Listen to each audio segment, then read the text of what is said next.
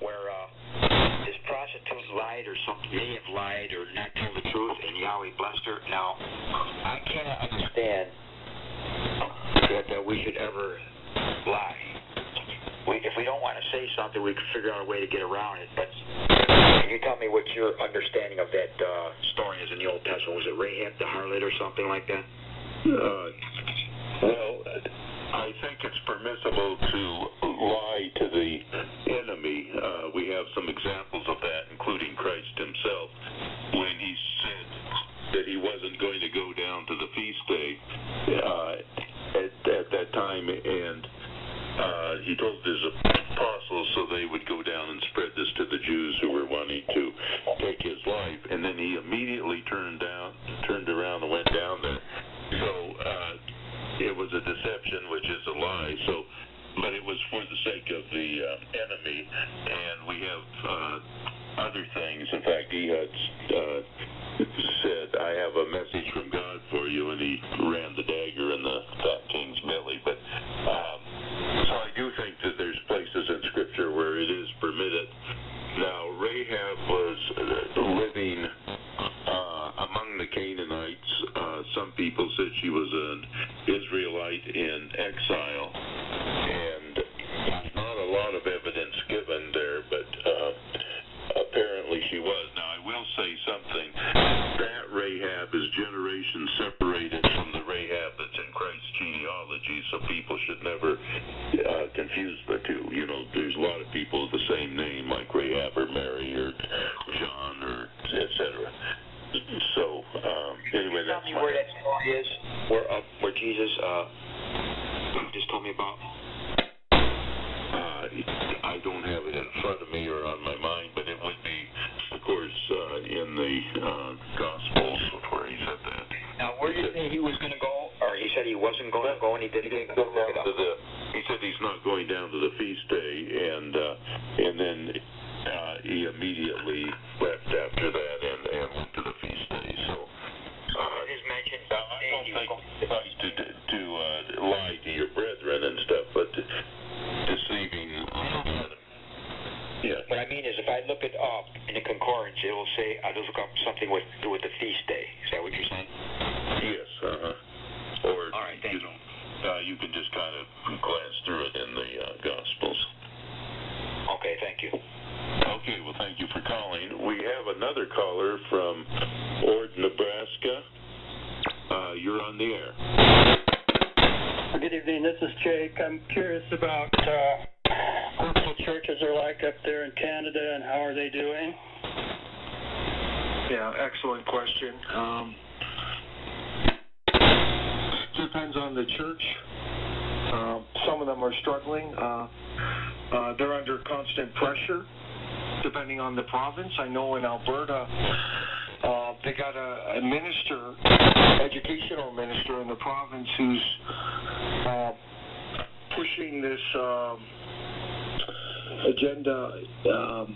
Again, it's through the UN, and it's all about inclusion. Again, it's attacking the roots of Christianity.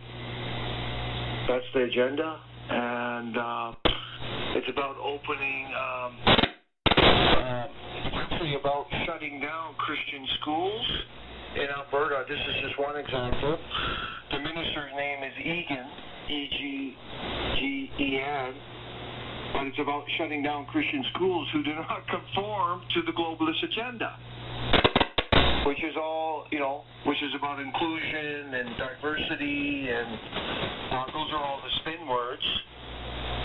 But they have to be open to abortion, transgender, LGBTQ, all that. They have to allow them in, and so that's how they're attacking Christianity in Canada. I've talked to pastors about it. There's different cases going on. This is a systematic attack on Canada's traditional values, identity, heritage, culture. And obviously Canada is rooted in Christianity, so this is what's going on. And part of this attack is indoctrination, brainwashing through the media every day. Like I was There are some good churches up there. Of course there is. I belong to, I go to Christ Anglican Church in Calgary. It's it's a wealthy area of Calgary, so it's well funded. But it depends on the area you're in. There's some great churches up here, but they're under attack. They're getting bulldozed. I know that I was in the Maritimes in St. John, New Brunswick. There was a beautiful old traditional church going well back, back to the origins of Canada, and the City Hall just said they're going to bulldoze it. This is how it's being replaced. And that's a heritage. That's how they're attacking Christians. Yeah, they're attacking the community. And there's mosques scoping up everywhere. They're all over Canada now. There's mosques all over Canada. That's what's happening, man. This is all part of the transformation. But Canadians are waking up to it because it's in their communities. As I mentioned at the top of the broadcast, I had a roommate from Alberta, and I believe was a little more rural, and he did defend Christianity at a time when a lot of people were pushing atheism. How's the rural communities compared to the cities up there? Isn't Alberta a little bit more rural than some of the other provinces? They're attacking everywhere in Canada. I'll give you an example. They have an immigration program now to bring in foreign workers into the rural areas. And this is a way to undermine the rural areas. They know that. This is part of UN Agenda 21, Agenda 2030. They want everyone in the cities. They want to control the land. They're So I doing encourage. Yeah, but this is happening in Canada. I couldn't believe that. They have a pilot project now in rural Canada, bringing in all these foreign workers. Well, They're going to set up shop. Yeah. A lot of other companies are bringing them in, and they're all tied together, the big money interests along with the government and the schools and so on. Yeah, Canada has been completely sold out. It's run by globalist sellouts, puppets. They're basically puppets. There's I'll give you an example. There's two Canadians. This is like super wealth. I was looking at the numbers. There's two Canadians that have as much wealth as 1/3 of our population. So that's over 11 million people. If you look worldwide at these globalists, there's 8 super wealthy globalists that have as much wealth as 50% of the world. Okay, that's what's happening. These are the super wealthy globalists, the 0.01%. They want to control this world. That's what's going on. If you look into Davos, 2019, the World Economic Forum, you think that's all about economics? No, that is all globalist agenda. If you look into it, it's all run. There was some kind of I think it was whiskey or some kind of liquor person in Canada that pushed a lot of liberalism in the U.S. and probably Canada too. Yeah, this is beyond. Liberalism has no meaning. It doesn't exist. These are just globalists. Tied to the UN, global world order. That's what's happening. This is, this ties into George Soros, the Rockefeller Foundation, other globalist financial institutions. That's what's going on. Look into Davos. We did the research on it. the main actors behind it. The guy who founded it was a UN high bureaucrat with this so-called sustainable agenda. I think it may have been Seagram's up there, but I'm not sure. Yeah, I think you were right on Seagram's, but yeah, they're still going. But that's what's happening, and we're anti-globalist, pro-Canadian. So, and we hope Trump is. I know Trump is having a big challenge. He's going against these forces, and. A lot of the problem is the deep state in this country. Even when he tries to appoint some people, they're usually establishment to at least to too great of an extent. But the deep state keeps doing what they're doing. Do you have that problem up there in Canada? Yeah, it may be worse up here.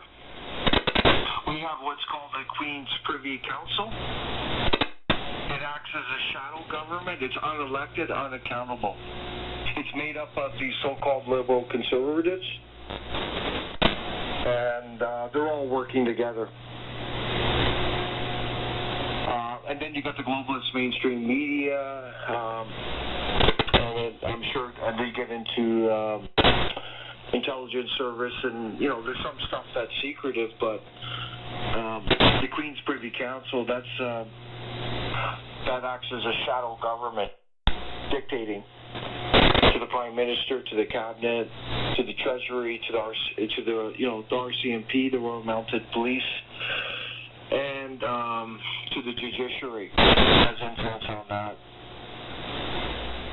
But a big way this system works is controlled opposition and indoctrination of the Canadian people.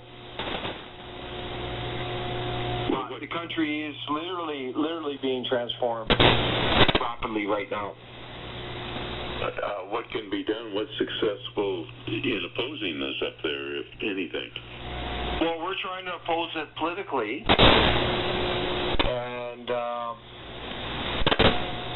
and if that doesn't short, it's either the country's either going to capitulate to this agenda, or there's going to be a civil war. Well, what type of gun laws do you have up there? We have guns, but they're restricting more and more. They're pretty more restricting on handguns and semi-automatics, and there's tight restrictions on transportation of guns. But you can still buy a gun, for hunting or so forth. But if you own a semi-automatic or handgun, there's severe restrictions, and there's severe penalties if you violate them. So the guns are under threat here. And the police forces up there to go along with this and basically act as puppets for the state? Pretty much, but there's ones that are sympathetic. So we don't know what's going to happen. Right? It's kind of divided right now. It's hard to say what's going to happen, but more and more Canadians are waking up. But there's a supreme indoctrination going on, especially of young people. They're being deprived of all their values to the point where they're chanting no borders. There's no such thing as a legal migrant.